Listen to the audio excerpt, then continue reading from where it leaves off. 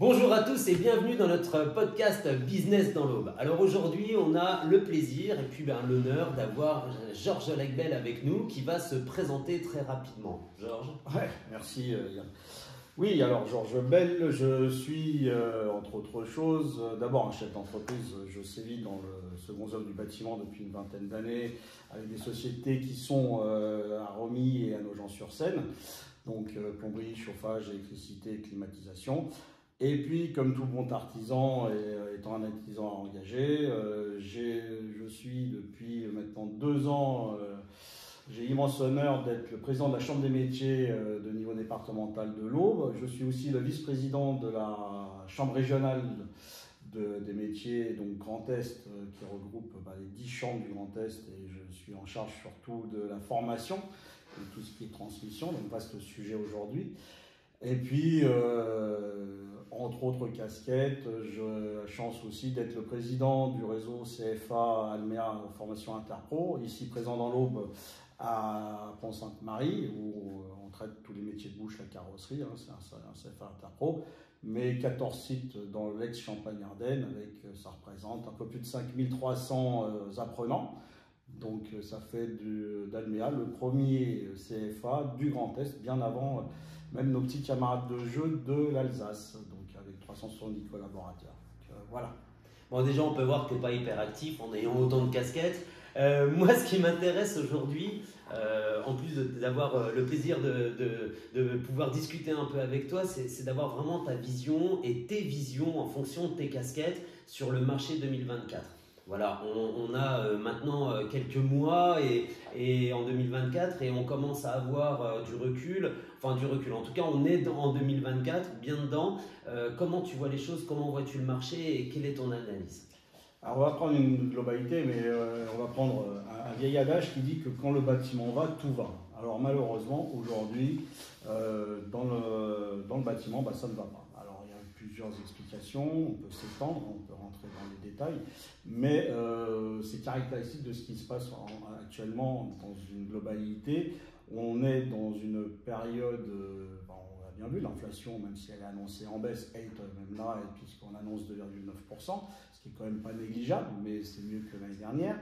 À ça s'ajoutent aussi des mesures gouvernementales qui sont alors importantes, puisqu'on doit faire des économies.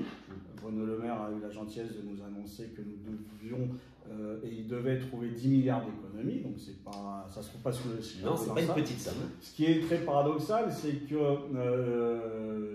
il loue, que ce soit le président Macron ou Bruno Le Maire, son ministre de l'économie, il loue l'artisanat, les entreprises, et aujourd'hui, comme hier du reste, il continue à taper sur ces dernières. Alors ça se traduit par quoi? C'est qu'au départ, ils annoncent... tiens, je vais prendre l'exemple de la formation, c'est le meilleur exemple. Ouais. Allez, la formation, aujourd'hui, il y avait un objectif désigné par le président Macron qui était de faire 1 million de contrats d'apprentissage. Aujourd'hui, l'année dernière, on a les chiffres de l'année dernière, on fait 837 000 contrats d'apprentissage, alors que la base, lorsque le président Macron annonce la chose, on est environ à 400 000. Donc, on fait le double, même plus. Donc, on peut louer la chose. Et puis, parallèlement à ça, malheureusement ou heureusement, l'effort de guerre est porté et les subsides sont donnés. Mais on s'aperçoit que très rapidement, ceux qui sont plus concernés par la gratification, ce sont les bac plus 2 jusqu'à bac plus 8. Et puis, il y a autre chose. Il faut savoir qu'en France, il y a une loi qui date de 2018, qui est passée en 2019, qui permet à n'importe qui, ou en tout cas à n'importe quelle organisation, de créer son centre de formation. On le retrouve dans la grande distribution, etc. Donc, c'est très bien, parce que l'idée, c'est quand même, malgré tout, de transmettre un savoir-faire. Bien sûr. Juste pour info, dans l'artisanat, il y a 300 000 entreprises à 10 ans qui doivent changer de main. Or, pendant 30 ans, on en a formé à peine 100 000. Donc aujourd'hui, on a carrément un creux. Ça est dû à une politique qui a été lancée en 1982 par François Mitterrand, qui était « je veux une classe d'âge à 85% de bacheliers ». Ça a mis tout de suite en opposition intellectuelle et manuelle. Bien évidemment, l'artisanat souffre d'une image déplorable, malgré le fait que ça soit encore et toujours la première entreprise de France. l'artisanat Même en si France, ça a évolué encore quand même un petit peu. justement, c'est tout le travail qu'on a fait en amont. C'est vrai que l'image a changé, Ah oui, quand même. mais aujourd'hui, malgré tout, on s'aperçoit que l'effort porté, donc on voit bien que malheureusement il y a eu aussi une concurrence qui s'est installée avec les lycées pro, l'éducation nationale, alors qu'on devrait être plutôt ensemble. Ça, on prend le chemin. Moi, je ne peux que louer la chose, mais voilà la problématique qui nous est posée dans la formation. 1 million de contrats, 837 000. L'année dernière, 200 000 contrats d'apprentissage dans l'artisanat, donc on va dire les bac -2, hein, si je peux me permettre, jusqu'à bac +2. Et puis, un budget alloué à l'éducation nationale sur les lycées pro d'1 milliard. Et à côté de ça, pareillement, un écrêtement de ce qu'on appelle les coûts contrats, donc les coûts NPEC, qui sont la valorisation de la formation d'un apprenti.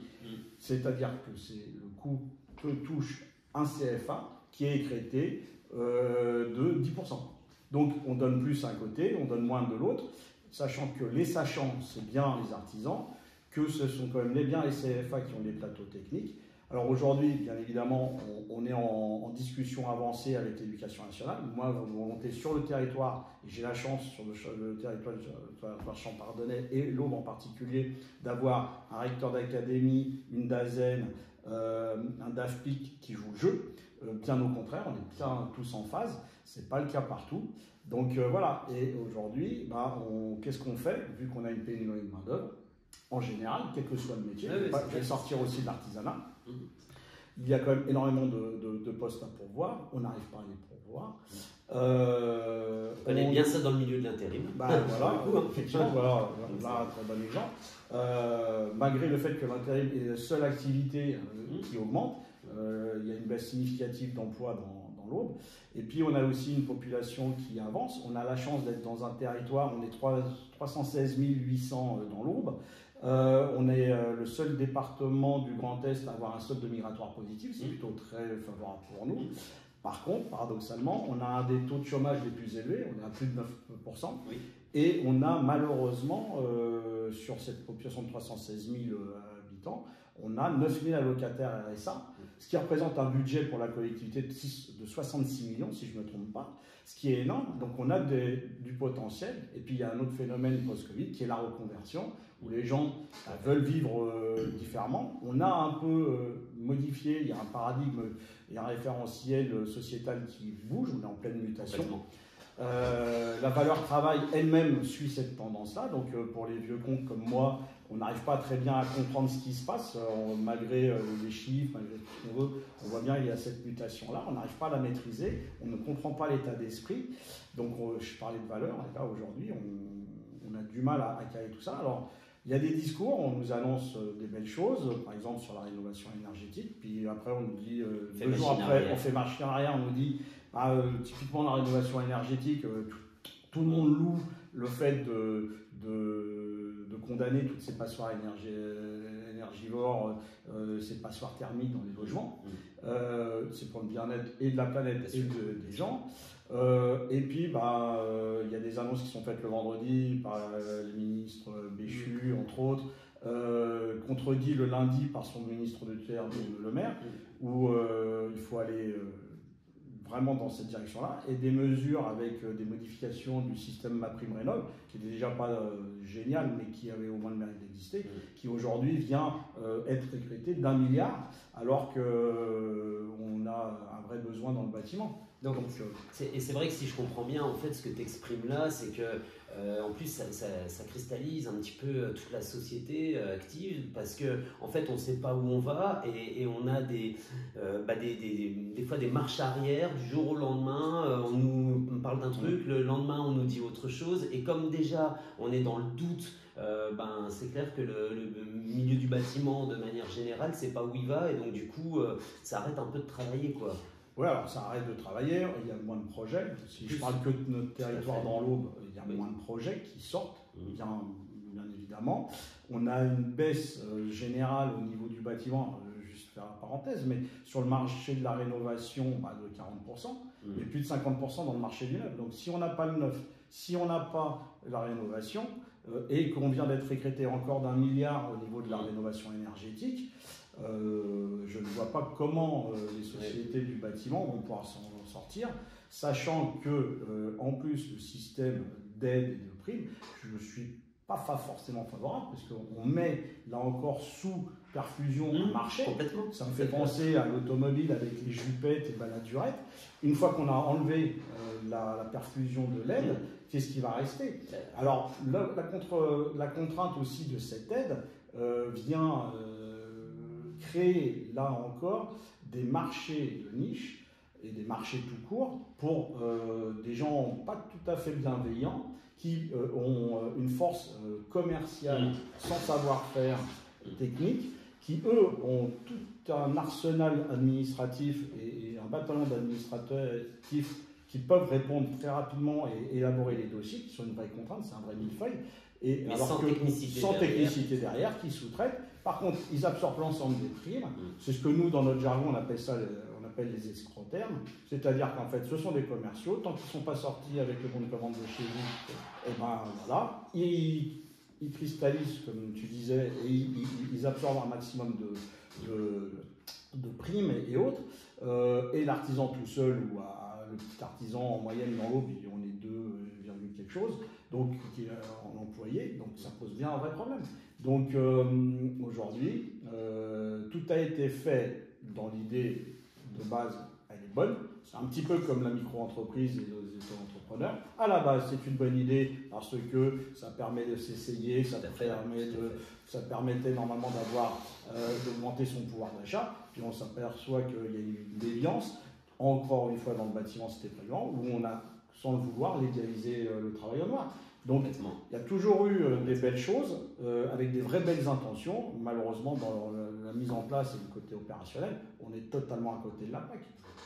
Alors, moi déjà, j'aime bien ton discours parce que pour moi, il est très franc, on ne l'entend pas toujours. C'est vrai qu'avoir cette vision assez honnête et transparente, déjà, je te remercie. Mais en plus, je crois que tu arrives à vraiment, à la mot passante, dépeindre voilà, notre société actuelle et puis ce qu'on est en train de tous vivre actuellement. Donc c'est très très important.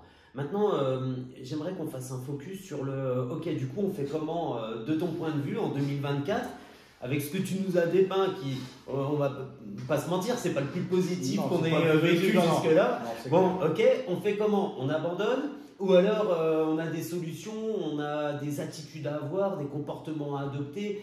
En cas de crise, que fait-on? Alors là, aujourd'hui, on va prendre un événement qui est extraordinaire, qui a été la crise Covid. C'est jamais vu. On a mis sous cloche, et pour des bonnes raisons, l'ensemble d'une population, alors la France, mais le monde entier. On a vu que pendant cette période-là, il y a eu énormément de résilience du monde de l'entreprise et des artisans en particulier, qui ont continué à travailler, ça a permis de continuer à nourrir la France. Les agriculteurs étaient partie prenante, bien évidemment. On a développé les circuits courts. Et donc, le propre des entrepreneurs, c'est d'abord d'être optimiste, sinon on se lève le matin. Hein, c'est vrai. Sinon, je me lèverai pas. L'autre côté, c'est d'être résilient. Là-dessus, je crois que on doit sortir parce qu'on est malgré tout dans une torpeur générale. C'est vrai que je viens de décrire un tableau qui n'est pas très reluisant. C'est vrai que si on m'écoute par rapport si on prend que ça, on se dit le gars il est à deux doigts de se flinguer, il est au fond du fait tout. Et voilà. Non, en fait, c'est un constat, c'est une réalité. N'empêche que je reste un éternel optimiste, et pour cause, sinon, comme je le disais, je ne me lèverai pas le matin, et malgré toutes les casquettes, je ne ferai pas ce que je fais le mieux que je peux. Je crois qu'il faut d'abord garder et arrêter de se dire, et de garder la tête dans le seau, et de dire que tiens, la tartine, elle est encore une fois tombée du mauvais côté, c'est-à-dire du côté du beurre, comme une fatalité. Non, il n'y a rien de fatal. Je crois que la solution, elle émane de chacun d'entre nous, et en le faisant tous ensemble. J'ai peut-être un peu pieux.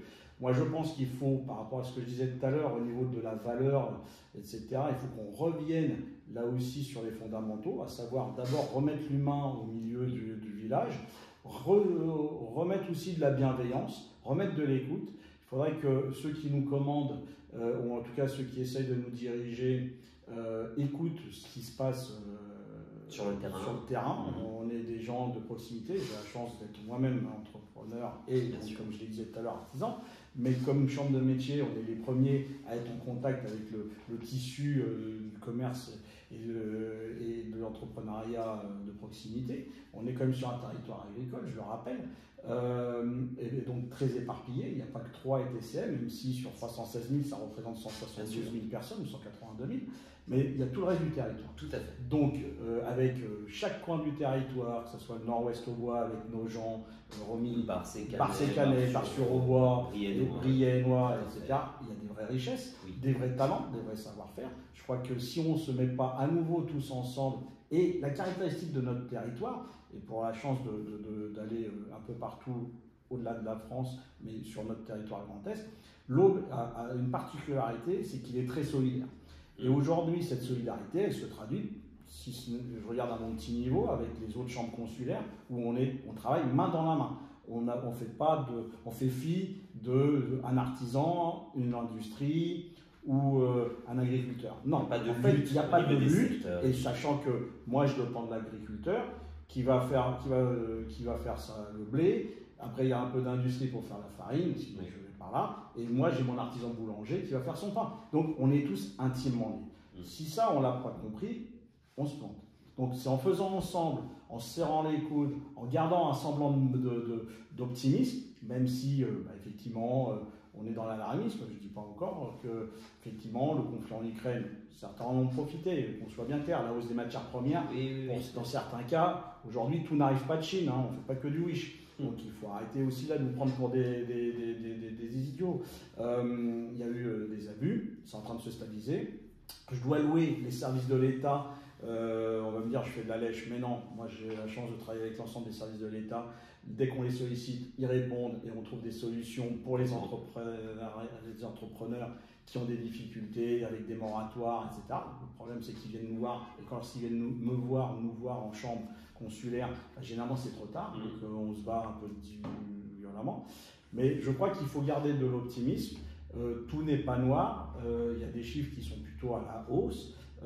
C'est vrai qu'il y a cette mutation sociétale, c'est pour ça qu'on ne comprend pas ce qui arrive. On a beau les analyser, mais il y a un paradigme et un référentiel, comme je disais tout à l'heure, valeur, qui change. Et puis après, on a un vrai rôle sociétal, nous, avec l'éducation nationale, qui sont pas là pour remplacer les parents, mais pour éduquer. Ce qui me semble important dans ce que tu dis, c'est justement toute cette partie, en fait, et d'ailleurs spécifique au territoire de l'Aube, en disant, voilà, on doit rester optimiste, on doit travailler tous ensemble, ça c'est important, et c'est vrai que nous, c'est notre idée, en tout cas moi c'est la mienne, qu'on puisse tous avancer ensemble, et surtout on a tous besoin les uns des autres. Baptiste était là, Baptiste Gatouya nous expliquait justement au niveau agricole ce qu'il vivait la semaine dernière. Voilà, on voit qu'au niveau du bâtiment en général, eh bien, il y a des difficultés. Seulement, on est tous liés sur notre territoire.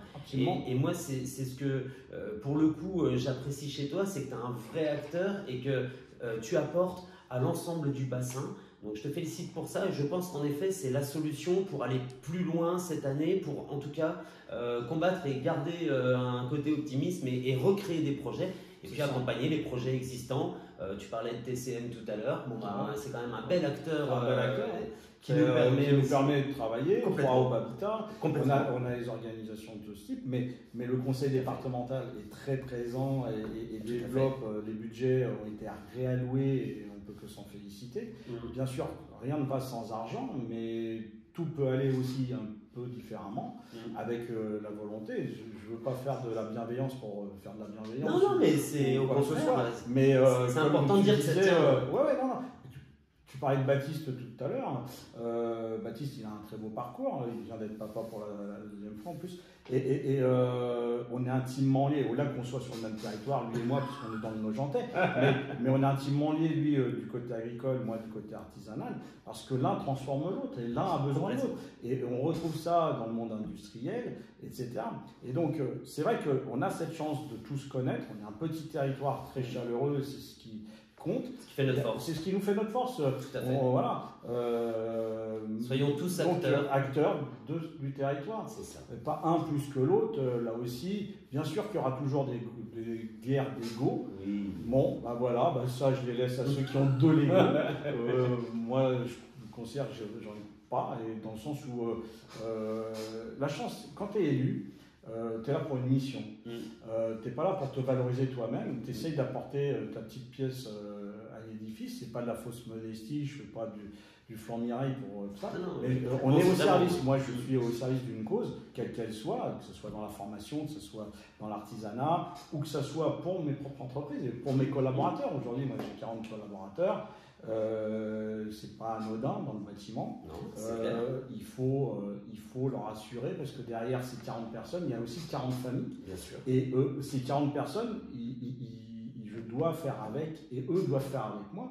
C'est donc 41 personnes et 41 familles qui sont interdépendantes avec cette volonté de faire ensemble. Alors tout n'est pas parfait, on a toujours ces 80-20, ces 20% qui emmerdent tout le monde, qu'on soit bien clair. C'est le gros problème de notre société. C'est 80% de mon temps, c'est sur les RH, quelle que soit l'organisation ou l'institution dans laquelle j'interviens, que ce soit mes sociétés, la chambre des métiers, la chambre régionale, les CFA et j'en passe. Mais en même temps, c'est ce qu'il y a de plus exaltant, parce que je pense que tout doit être basé sur la valeur homme ou femme. Je ne fais pas de prosélytisme, clairement, sur l'humain, où on doit se faire confiance, repartir, aller au combat. Ça ne va pas être simple. On ne peut pas ne pas être d'accord, ni avec ceux qui nous gouvernent, ni ceux qui sont au-dessus de nos gouvernants, parce qu'il ne faut pas oublier qu'il y a quand même beaucoup de choses qui arrivent de l'Europe, qui nous est imposée. Avec plus ou moins de bonheur, qu'on soit bien clair. On a toujours du mal là-dessus en France. Aujourd'hui, les répercussions sont importantes. On voit bien qu'il y a cette mutation globale du monde, que le Covid a vu bouger des lignes qu'on ne pensait pas. On voit que le premier constructeur mondial automobile est un Chinois, chose qui n'était pas faisable. Même Volkswagen, qui était le premier vendeur de véhicules en Chine, a été détrôné par une marque chinoise. Donc ça commence à poser des vraies questions. En plus, ils ont le mérite de savoir copier et de faire peut-être même mieux que nous. Donc voilà. Voilà. Et encore une fois, bien évidemment, c'est pas parce que le pull coûte moins cher qu'il faut aller forcément, sans non plus tomber dans le Bangladesh, etc. Mais il est très clair qu'on a les capacités sur notre territoire, on a les compétences, on a du talent, on a les entreprises, on a tout ce qu'il faut, on a des nouveaux acteurs qui arrivent sur notre territoire, on peut louer l'arrivée, bien évidemment, de marques prestigieuses comme Clarins ou Jean Rousseau, qui vont nous amener du savoir-faire, typiquement Jean Rousseau sur le travail du cuir, mais on a déjà les ateliers d'Ariane, donc là, dans ma mission, il y a des choses à faire aussi pour rapprocher les deux structures. Et c'est aussi ça la mission d'une chambre de métier ou d'une chambre consulaire. C'est comment peut-on organiser, le faire ensemble pour le bien du territoire sur lequel tu es, pour que derrière, on arrive à créer des emplois, créer de la valeur, être moins dépendant d'une région, moins dépendant des subsides. C'est peut-être un vœu pieux, mais c'est un combat de tous les jours. Mais rechercher une autonomie quasiment. En tout cas, ce qui est clair, c'est que ça passera par les acteurs du bassin, nous tous. On a tous un rôle à jouer et je sais que toi tu le joues à fond, à 300%, donc je t'en remercie. Non, je ne suis pas tout seul, heureusement. Je suis bien entouré. Moi, il y a des gens comme Laurent Wittner, l'éco-ambassadeur, et tout ce qu'il peut faire. Il y a des gens comme toi. Laurent. Oui, Laurent. Il y a, encore une fois, il y a le monde politique qui est quand même présent. On aime, on n'aime pas. Et puis, je ne suis pas là pour faire de la politique. Moi, la couleur du vélo. On les aura aussi dans le podcast. Moi, la couleur du vélo, je m'en fous. C'est qu'on est tous sur le même vélo. Est-ce qu'on le fait en tandem ou en pédalant à l'inverse l'un des autres? Moi, je suis plutôt pour le tandem et aller dans la même direction pour faire avec. Après, créer des synergies. Tout à fait, c'est ça l'idée. Totalement. Écoute, Georges, je te remercie énormément. C'était un vrai plaisir. Plaisir et partagé. puis, on te fera revenir en fin d'année, pas tout de suite, on va te laisser tranquille. Mais on verra comme ça si on a réussi justement à être positif et puis à créer cette synergie et puis voir ce qu'on a pu faire en 2024. Je te souhaite plein de courage et puis bon vent pour cette année. Nous, de toute manière, on va se recroiser. Non, on est amené à se revoir. Mais voilà, merci en tout cas d'avoir participé à ce podcast. C'était super cool. Merci à toi, merci à tes équipes. Eh ben écoute, allez, bonne journée tout le monde. Bonne fin de journée.